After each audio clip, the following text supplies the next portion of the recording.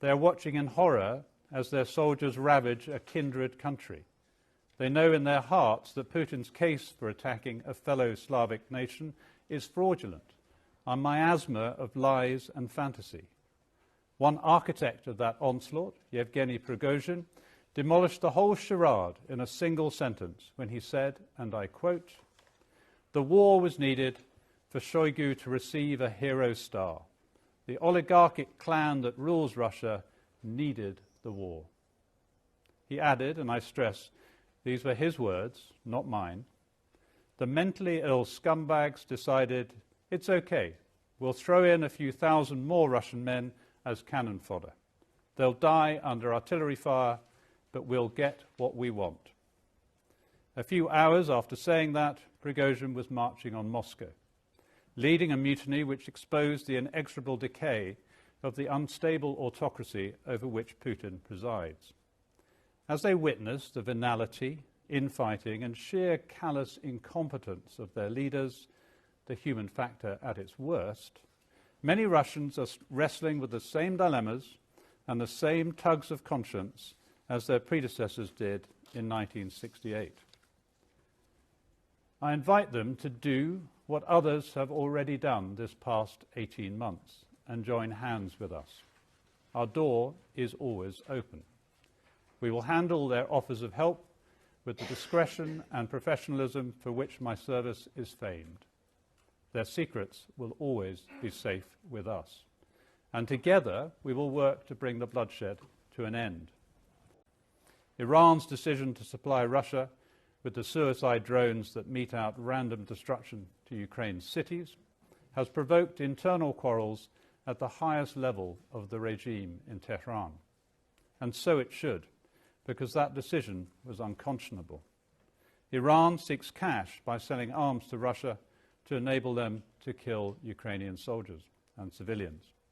Russia, in turn, seeks cash by hawking their mercenaries around Africa.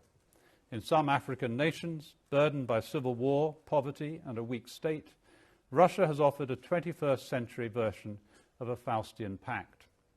The essential bargain is that Wagner mercenaries will keep the government of that country in power, provided that it signs over to Russia or to Russian individuals privileged rights to its people's mineral wealth.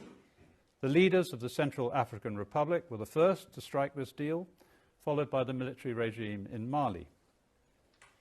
And others, perhaps the contenders for power in Sudan or the new rulers of Burkina Faso, may be next. But now they've had to watch the very mercenaries who they are supposed to trust turning against their ultimate patron, Vladimir Putin, and bearing down on Moscow. If Russian mercenaries can betray Putin, who else might they betray? If they can advance on Moscow, what other capitals might they threaten? And what if Prigozhin was right when he said this about Russia's policy in Africa? We were told that Africa was needed, and after that it was abandoned because all the money that was intended for aid was stolen. The truth is that Russia has no interest in peace or stability in African countries. On the contrary, its strategy for influence requires active conflicts and weak states, which the Kremlin views as targets to be controlled and exploited in a new Russian imperialism. I use that parallel with the crushing of the Prague Spring advisedly, because now is a time where we are seeing Russians who are totally appalled by what they're seeing done in their name in Ukraine, and therefore it's a moment where people are looking to come and help us. And there's nothing to do about what's going on in Russia. What happens in Russia is down to Russians ultimately, but what they can do is to help us to bring the bloodshed in Ukraine to an end by helping us to support the Ukrainians. And you're sure you can protect them, or that the security services, of course, that also MI5 can protect them? That is our sacred trust. If we could not do that, we would go out of business. And I can assure you, Anne, we are very much in business. I have to say that day that we saw, that particular Saturday when Prigozhin made his move, his sort of extended road trip through Rostov and approaching Moscow, it was extraordinary. If you look at Putin's behaviours on that day, Prigozhin started off, I think, as a traitor at breakfast, He had been pardoned by supper, and then a few days later he was invited for tea. So there are some things, Anne, that even the chief of MI6 finds it a little bit difficult to try and interpret in terms of who's in and who's out. He is clearly under pressure.